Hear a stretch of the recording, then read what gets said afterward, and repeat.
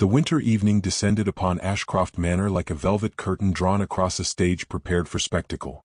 Beyond the towering windows, frost silvered the gardens and wrapped the hedges in delicate crystal lace. Inside, however, warmth and brilliance reigned.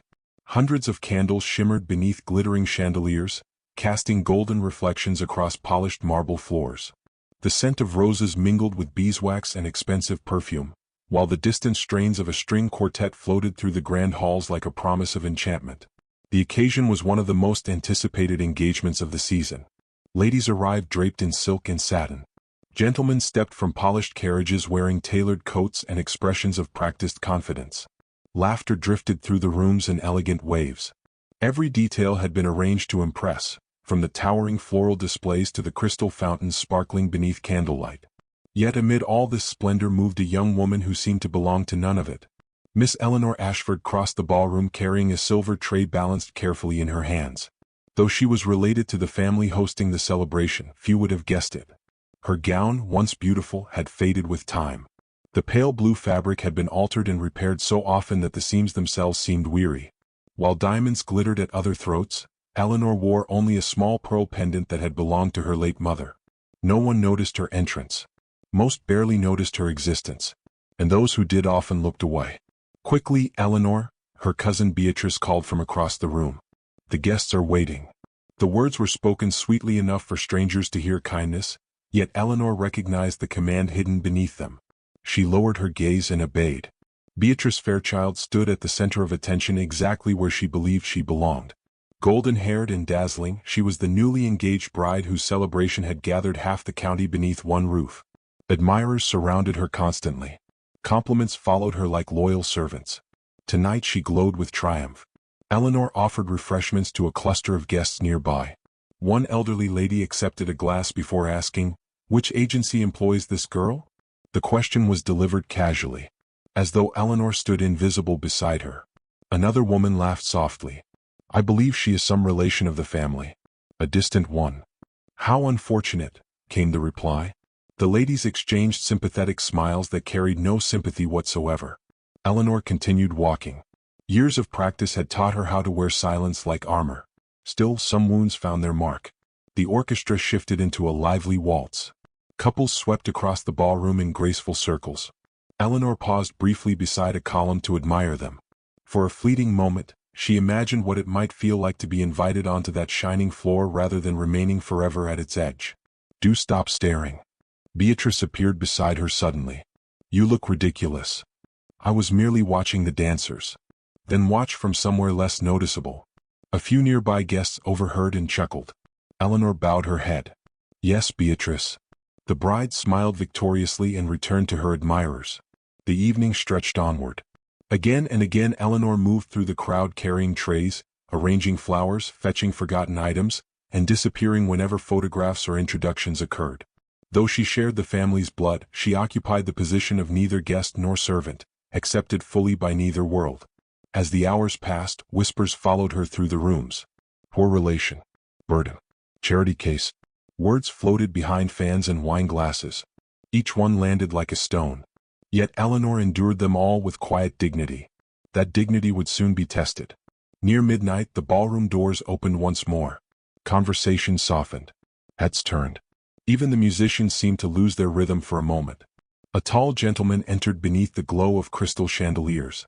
Sebastian Hawthorne, the wealthiest heir in the county, owner of vast estates, the subject of endless speculation among ambitious mothers and hopeful daughters.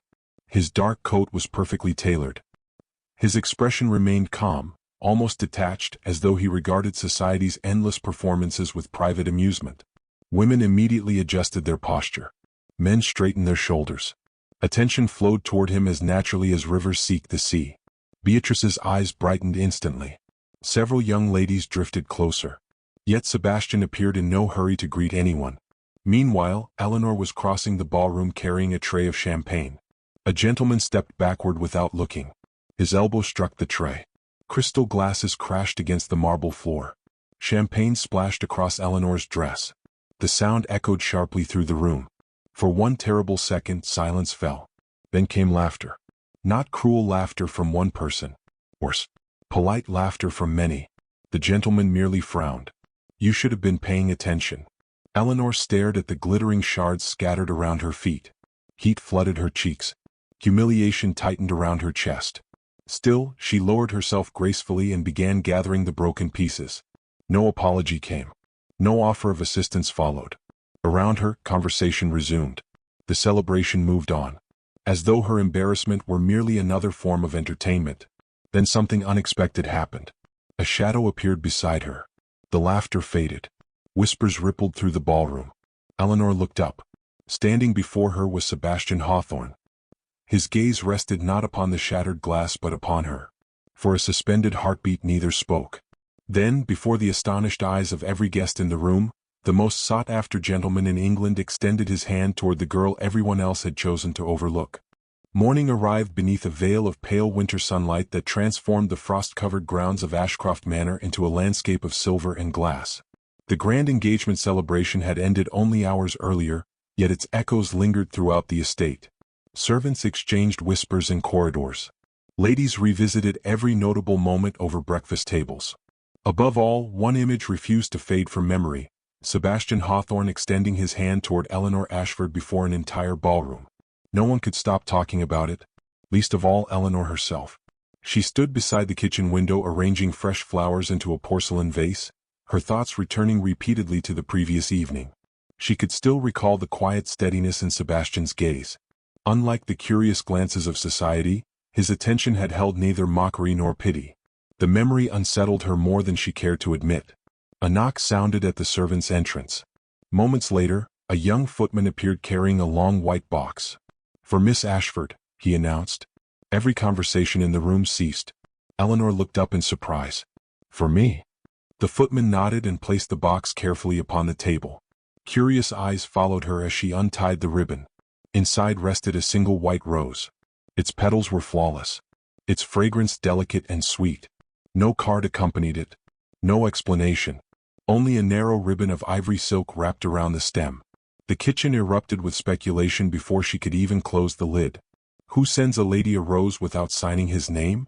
Perhaps a secret admirer. Or perhaps not so secret. Several servants exchanged knowing smiles. Eleanor felt heat rise to her cheeks. She carried the flower upstairs before the rumors could grow any louder. Unfortunately, rumors required little encouragement. By afternoon, the story had spread throughout the manor. By evening, it had spread beyond it. The mystery of the white rose became the favorite topic of conversation among guests, neighbors, and acquaintances alike. Beatrice heard every word. Her irritation sharpened visibly with each repetition. The following day she summoned Eleanor to the drawing room. Sunlight filtered through lace curtains while a fire crackled inside the marble hearth. Beatrice sat elegantly upon a velvet settee, her expression composed but cold. "Tell me honestly," she said. "Did you encourage Mr. Hawthorne's attention?" Eleanor stared at her. "I did nothing of the kind." "Then why does society suddenly speak your name alongside his?" "I cannot answer that." "No," Beatrice replied. "You simply enjoy the attention." The accusation landed harder than Eleanor expected. "Beatrice, I have spent years avoiding attention." "Then perhaps you have grown tired of obscurity." Silence settled between them. Eleanor recognized jealousy beneath her cousin's polished smile, and the discovery saddened her more than the insult itself. She left without further argument. The days that followed became increasingly uncomfortable. People who had once ignored her now watched her constantly. Every movement invited scrutiny. Every conversation inspired theories. Even innocent actions acquired scandalous interpretations. The change revealed an uncomfortable truth about society. People cared little for character. They cared deeply for attention. And Sebastian Hawthorne possessed enough influence to turn a forgotten woman into the center of discussion merely by noticing her existence. A week later, Ashcroft hosted a winter garden gathering attended by many of the county's most prominent families. Snow dusted the hedges surrounding the estate's formal gardens. Lanterns hung from bare branches, casting golden pools of light across winding pathways. Musicians performed beneath a decorated pavilion while guests strolled through the crisp afternoon air. Eleanor attended reluctantly. She hoped to remain unnoticed. The hope proved foolish. Whispers followed her from the moment she arrived. "There she is. The girl from the engagement. The one Mr. Hawthorne noticed." Each remark tightened the knot of discomfort within her chest. Seeking escape, she wandered toward a quieter section of the gardens lined with frost-covered roses. For a few precious minutes, silence surrounded her. Then footsteps approached along the gravel path. She turned. Sebastian Hawthorne stood before her. The winter sunlight illuminated the sharp lines of his face. Snowflakes rested upon the shoulders of his dark coat. "Miss Ashford," he said. His voice remained calm and measured. "Mr. Hawthorne." A strange awareness passed between them. Neither seemed eager to break it. As Eleanor adjusted her gloves, one slipped from her hand and landed upon the path. She bent to retrieve it. Sebastian reached it first. Their fingers nearly touched. He handed the glove back to her. A simple gesture. Yet it carried an intimacy that made her pulse quicken. "Thank you," she said softly. "You are welcome." His gaze lingered upon her face. Not boldly. Not improperly. Simply attentively. As though he wished to understand something others overlooked. Around them, conversations continued at a distance. Yet the world felt unusually still. Finally Sebastian spoke. "Some flowers bloom in sunlight," he said. "Others are hidden in shadows." Eleanor looked at him curiously. A faint smile touched his lips. "The latter are often the most remarkable." The words settled between them like falling snow. Before she could respond, voices approached from a nearby pathway. The moment vanished. Sebastian inclined his head politely. "Good afternoon, Miss Ashford." Then he departed, leaving behind silence, confusion, and a heart she no longer trusted entirely. By evening, half the county knew exactly what he had said. The remarks traveled through drawing rooms and dining halls with astonishing speed. Mothers frowned. Daughters complained. Gentlemen speculated. Beatrice's anger deepened into open hostility. For Eleanor the attention became unbearable. She longed for the anonymity she had once despised. Yet something had shifted within her. For the first time in years she felt seen. Not admired. Not pitied. See, that distinction changed everything. Late that night, after the manor had grown quiet, a servant knocked upon her door. He carried a small velvet box and offered it without explanation. Eleanor waited until she was alone before opening it.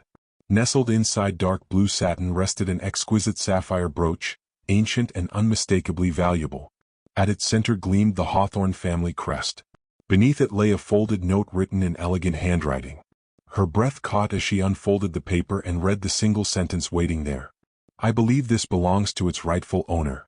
The sapphire brooch seemed to gather every flicker of candlelight in Eleanor Ashford's modest bedroom, casting fragments of blue fire across the walls long after midnight. She sat beside the window with the velvet box resting in her lap, staring at the Hawthorne crest engraved upon the ancient piece.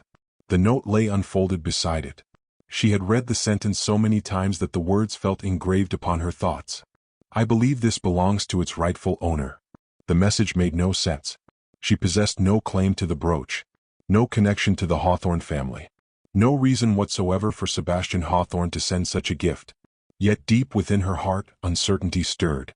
The mystery refused to leave her. Outside, snow drifted silently across the sleeping grounds of Ashcroft Manor. Moonlight transformed the estate into a world of silver and shadow. Most of the household had retired hours earlier, but Eleanor remained awake, troubled by questions she could neither answer nor ignore. At last she made a decision. She would return the brooch. Whatever misunderstanding had inspired the gift must be corrected immediately. The following evening offered the opportunity she needed. A small gathering occupied the manor's drawing rooms while guests mingled over tea and conversation. During the distraction, Eleanor slipped quietly from the crowded corridors carrying the velvet box concealed beneath her shawl. She knew Sebastian often walked through the estate's winter garden before departing. If fortune favored her, she might encounter him there. The night air greeted her with a sharp chill as she stepped outside. Frost glittered upon the pathways. The glass walls of the winter garden shimmered beneath the moon like a crystal palace emerging from a dream. Inside, exotic flowers bloomed despite the season. White orchids, climbing roses, and fragrant lilies flourished beneath the warmth preserved within the great glass structure. Moonlight filtered through the arched ceiling and painted silver patterns across marble paths. Eleanor entered quietly.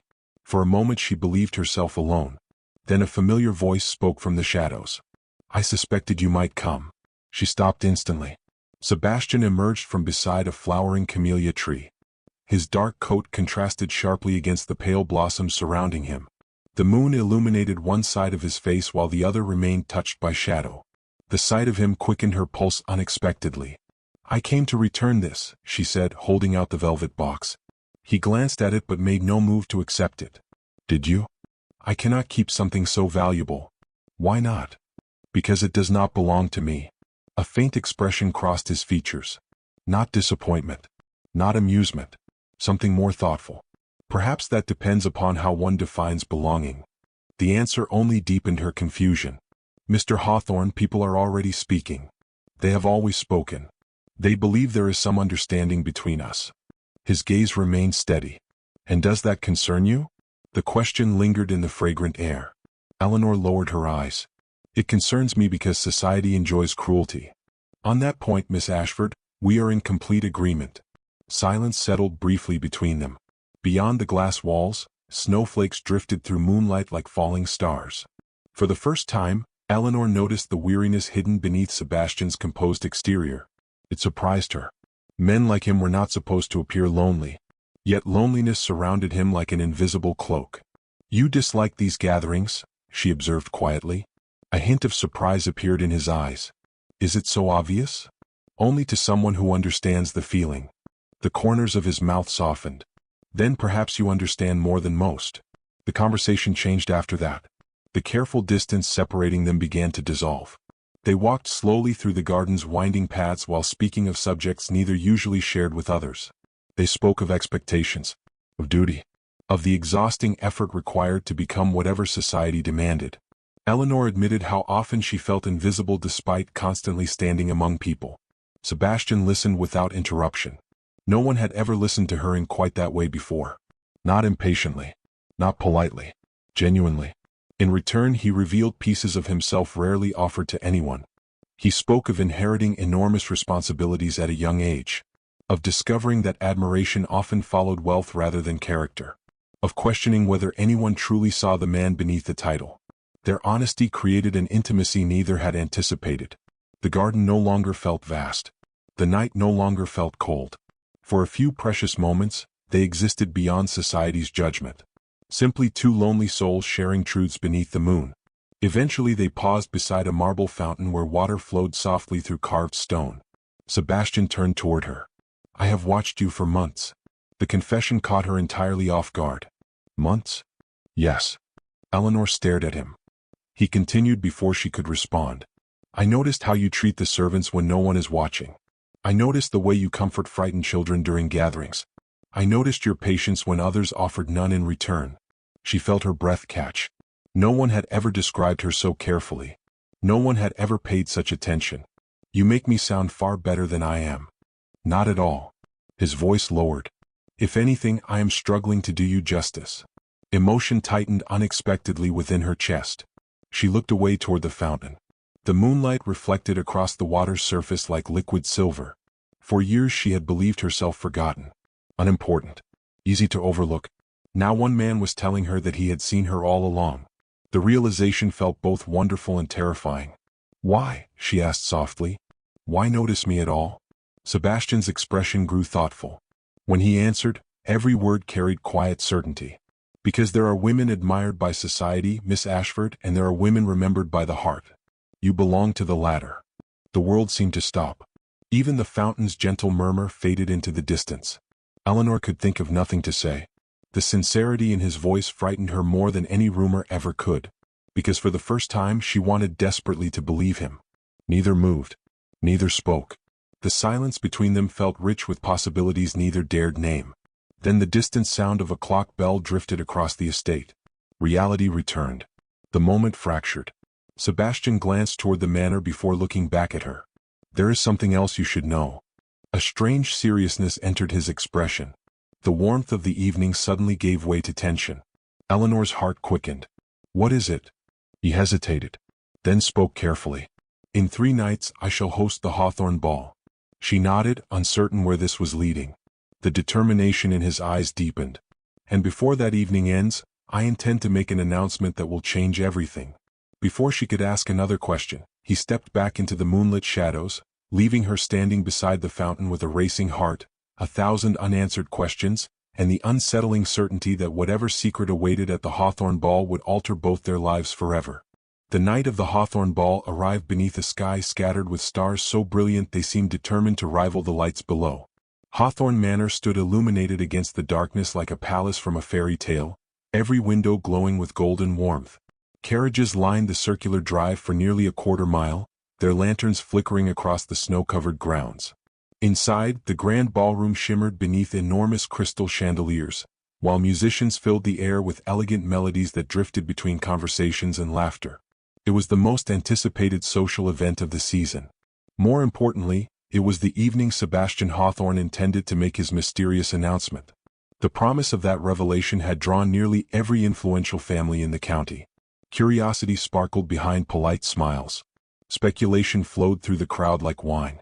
And at the center of countless whispered theories stood Eleanor Ashford. She entered quietly, hoping once again to escape notice. The hope proved impossible. The moment she stepped into the ballroom, conversations shifted. Eyes followed her. Fans fluttered. Whispers spread. The simple act of being seen near Sebastian Hawthorne had transformed her into society's favorite subject. Eleanor felt the weight of every stare. Her gown was beautiful by ordinary standards but modest compared to the dazzling creations surrounding her. Pale silver fabric flowed gracefully around her figure, while the sapphire brooch remained pinned at her collar. The brooch felt strangely significant tonight, though she could not explain why. As she moved along the edge of the ballroom, she searched instinctively for Sebastian. She found him standing among a circle of distinguished guests. Tall, composed, impossibly confident. Yet when his gaze met hers across the crowded room, something softened in his expression. For a brief moment, the noise around them seemed to fade. Then the spell broke. A familiar voice interrupted. "Well, cousin," Beatrice said sweetly as she approached. "You certainly appear determined to attract attention tonight." Eleanor turned toward her. Beatrice's smile was flawless. Her eyes were not. "I assure you that was not my intention." "Of course not." Several nearby ladies laughed. The sound carried a sharp edge. "You merely happened to receive roses, expensive jewels, and private conversations from the county's most eligible gentlemen." The women exchanged amused glances. Eleanor felt embarrassment creep into her cheeks. She had grown accustomed to Beatrice's bitterness, yet tonight it seemed more dangerous than before. "Please," Eleanor said quietly, "let us not discuss this here." "Why not?" Beatrice stepped closer. "Everyone else is discussing it." A few more guests drifted near, sensing entertainment. The crowd's attention tightened around them. Eleanor immediately recognized the trap. Beatrice wanted an audience. She intended to humiliate her. "You should remember your position," Beatrice continued. "People have become confused recently. Some may have forgotten that you arrived in this household with nothing." The surrounding laughter returned. Not loud. Not cruel enough to seem openly malicious. Just enough. Always just enough. Eleanor felt every word. The old shame returned with painful familiarity. Years of being tolerated rather than welcomed. Years of existing on the edges of rooms. Years of pretending insults did not hurt. She looked around the ballroom. No one intervened. No one objected. Most appeared entertained. A few seemed uncomfortable. But discomfort rarely inspires courage. The realization stung. For a moment, Eleanor considered leaving. She could simply disappear. Slip away before the humiliation deepened. No one would stop her. No one except one person. A voice suddenly cut through the ballroom. "She will remain." The words were not shouted. They did not need to be. Authority gave them power. Silence followed instantly. Heads turned. Conversation ceased. Even the orchestra faltered. Sebastian Hawthorne stood across the room. His expression remained calm. His eyes did not. The determination within them was unmistakable. Slowly he began walking toward Eleanor. The crowd parted before him. No one dared block his path. Each measured step heightened the tension gathering throughout the ballroom. Eleanor could barely breathe. Beatrice's confident smile faded. Guests exchanged bewildered looks. Sebastian stopped directly before Eleanor. For several seconds neither spoke. The silence became almost unbearable. Then he extended his hand. The same gesture that had shocked society during the engagement celebration. Only now the audience was even larger. "Miss Ashford," he said. His voice carried clearly through the room. "Would you honor me with this dance?" A collective gasp swept through the ballroom. Eleanor stared at him. Part of her wondered whether she had misunderstood. The invitation seemed impossible. Yet his hand remained extended. Waiting. Steady. Certain. Slowly she placed her hand in his. Warmth spread through her chest. Not because of the dance. Because of what the gesture represented. Someone was choosing her publicly. Not out of obligation. Not out of pity. By choice. The orchestra resumed. Sebastian guided her onto the dance floor. The crowd watched in astonished silence. As they began to waltz, Eleanor became acutely aware of every heartbeat, every breath, every glance directed toward them. "Are you frightened?" Sebastian asked quietly. "A little." "Good." She blinked in surprise. His eyes glimmered with amusement. "It means you understand how extraordinary this moment is." Despite herself, she smiled. The dance carried them beneath the chandeliers in graceful circles. Around them, society struggled to comprehend what it was witnessing. Mothers exchanged horrified expressions. Daughters watched with disbelief. Gentlemen whispered urgently among themselves. Yet Sebastian appeared entirely unconcerned. His attention remained fixed upon Eleanor. "You once asked why I noticed you," he said softly. She remembered the question immediately. And? His gaze never wavered. "Tonight, everyone shall have their answer."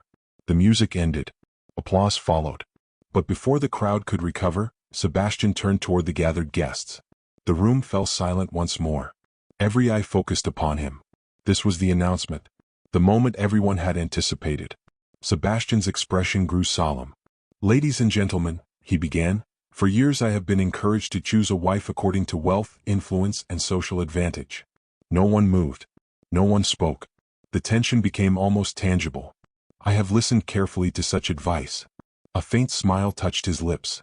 "Then I ignored it." Several guests visibly stiffened. Sebastian reached for Eleanor's hand. The gesture sent another wave of shock through the ballroom. "There are many qualities society admires," he continued. "Beauty, fortune, family connections. Yet character remains the rarest treasure of all." Eleanor's heart hammered. She understood where this was leading. The realization overwhelmed her. "Therefore, before all of you, I wish to make my intentions known." The ballroom seemed suspended in time. "Miss Eleanor Ashford is the woman I have chosen to court." Gasps erupted throughout the room. Some guests looked stunned. Others appeared scandalized. Several looked genuinely angry. Yet none of them mattered. Because Sebastian's gaze never left Eleanor. For one breathtaking moment, the world narrowed to that single look. Everything changed. Everything. Then, just as astonishment threatened to consume the room entirely, the sound of a cane striking marble echoed sharply through the silence. An elderly gentleman rose from his seat near the far wall. His expression was grave. His eyes fixed upon Eleanor. "I believe," he said slowly, "that before this courtship proceeds any further, everyone present deserves to know the truth about Miss Ashford's family." The silence that followed felt colder than winter itself. The silence that followed the elderly gentleman's declaration settled over the ballroom like a gathering storm. Hundreds of guests remained frozen beneath the glittering chandeliers, their attention fixed upon Eleanor Ashford. Only moments earlier, astonishment had dominated the room.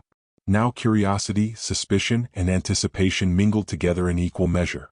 The elderly man stepped forward, leaning upon his polished cane. His name was Lord Whitmore, one of the oldest and most respected figures in the county. Age had bowed his shoulders but not his memory. "I knew Eleanor's father," he said. His voice carried clearly through the ballroom. Every whisper disappeared. Eleanor felt her pulse quicken. Her father had been dead for many years. Few people ever spoke of him. Fewer still remembered him kindly. Lord Whitmore's gaze softened as it rested upon her. "Many present tonight believe Miss Ashford comes from a family of unfortunate means. That is not entirely true." Confusion spread through the crowd. The old gentleman continued. "Her father was once a prosperous landowner and a man of exceptional integrity. He possessed considerable holdings, respected investments, and an honorable reputation." Murmurs immediately erupted. Eleanor stared in disbelief. The story sounded impossible. She remembered hardship. She remembered loss. She remembered her mother's tears after her father's death. Nothing more. Lord Whitmore raised his hand for silence. What destroyed the family was not incompetence. It was betrayal. The word landed heavily. Several guests exchanged uneasy looks.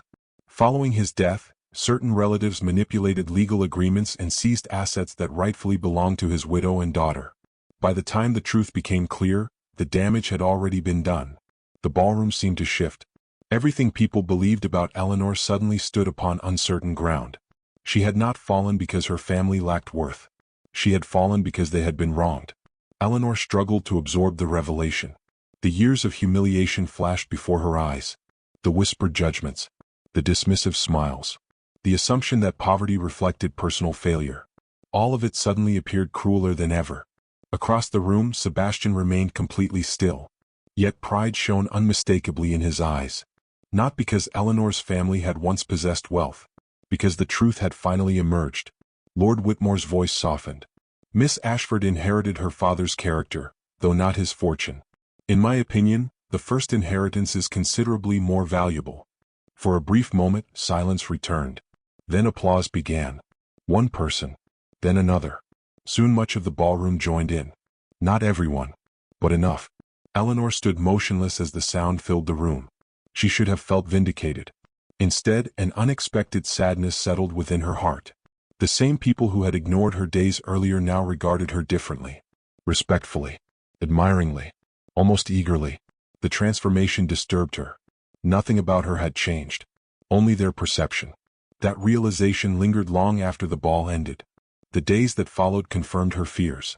Invitations arrived from families who had never previously acknowledged her existence. Ladies sought her company. Gentlemen greeted her warmly. Even distant acquaintances suddenly remembered pleasant connections that had never existed.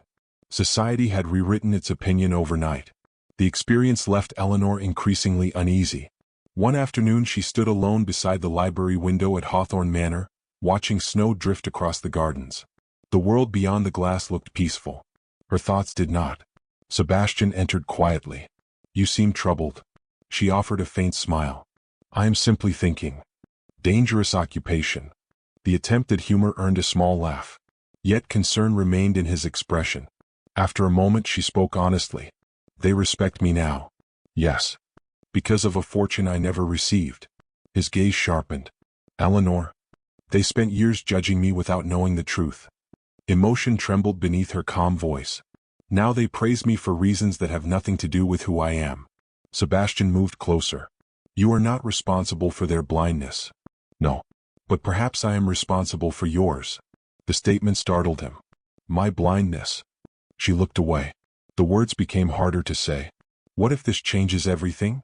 "It changes nothing." "You cannot know that." "I do." His certainty only intensified her fear. Because she desperately wanted to believe him. Yet doubt had already taken root. That night she slept very little. Before dawn she made a decision. A painful one. But a necessary one. She loved Sebastian. The realization had become impossible to deny. And because she loved him, she could not bear the possibility that his future might be damaged by his attachment to her. Whether society admired her or not seemed irrelevant. He deserved certainty. Freedom. A life untouched by controversy. Before sunrise she packed a small traveling case. The process took only minutes. She left a letter upon her bedside table. Then she quietly departed. The carriage carried her away through gray morning mist. Each mile felt heavier than the last. The countryside unfolded beneath a sky thick with winter clouds. Fields stretched endlessly beyond stone walls and leafless trees. Eleanor stared through the carriage window while tears gathered silently. Leaving felt unbearable. Remaining had felt impossible. Hours passed. Eventually the carriage stopped near a small chapel standing alone among rolling hills. Its weathered stone walls and modest bell tower possessed a quiet dignity. Eleanor entered seeking solitude. The sanctuary stood empty. Colored light filtered through stained glass windows and painted gentle patterns across the wooden pews. The silence offered temporary comfort. She sat near the altar and closed her eyes. For the first time since leaving, she allowed herself to cry. Not because society had wounded her. Not because life had been unfair. Because she missed him. A sudden sound interrupted the stillness. The chapel door opened. Footsteps echoed softly across the stone floor. Eleanor's breath caught. She already knew who it was. Only one person would have followed her. Slowly she turned. Sebastian stood at the entrance. His dark coat carried traces of snow. His expression revealed determination, exhaustion, and relief all at once. For several moments neither spoke. The distance between them seemed filled with everything words had failed to express. Finally Sebastian broke the silence. "You should have allowed me to accompany you." A fragile smile appeared through her tears. I suspected you might disagree with my decision. That is an understatement. He walked toward her. Each step felt significant. Each step narrowed the distance she had tried to create. When he finally stopped before her, his voice softened. Why did you leave? She looked down. Because I care about you. The answer seemed to surprise him. That is precisely why you should have stayed. Emotion tightened her throat. You deserve someone who brings certainty. I already have certainty. You deserve someone who strengthens your reputation. His gaze never wavered. You strengthen my life. The simplicity of the statement struck deeper than any grand declaration. Eleanor's composure began to crumble. What if society turns against you? Then society will have made a poor decision. What if they condemn us? They are welcome to try. Despite everything, she laughed softly. The sound echoed through the chapel. Sebastian stepped closer. Close enough now that neither could pretend distance remained. His expression grew serious. Listen to me carefully. She did. Every word. Every breath. Every heartbeat. Whether you possess a fortune or none at all, whether society applauds or condemns, my choice remains unchanged. Emotion shone openly in his eyes. The restraint he had maintained for months finally disappeared. It has always been you. The words settled around them with breathtaking certainty. No ballroom audience witnessed them. No gossip surrounded them. No applause followed. Only truth remained. And truth proved stronger than every obstacle they had faced. Tears filled Eleanor's eyes. Not tears of sorrow. Relief, joy, belonging. For the first time in many years she felt completely seen. Completely chosen. She reached for his hand. He held it firmly. Together they left the chapel. Together they returned. Months later, another grand ballroom glittered beneath chandeliers and candlelight. Many of the same guests attended. Many of the same faces watched. Yet everything had changed. Eleanor crossed the polished floor, no longer hidden beside the walls or mistaken for a servant. She entered as Mrs. Eleanor Hawthorne, her head held high and her smile genuine. The people who had once dismissed her now bowed respectfully as she passed. Some offered admiration. Others offered regret. Neither mattered very much. Across the room stood Sebastian, waiting exactly as he always had. Their eyes met. The years ahead remained uncertain, as all futures are. But one truth had become undeniable. The woman society had overlooked was ultimately chosen by the one man who saw her worth long before anyone else, and in choosing her, he revealed that true nobility is measured not by wealth, birth, or status, but by the courage to recognize a precious heart when the rest of the world refuses to look.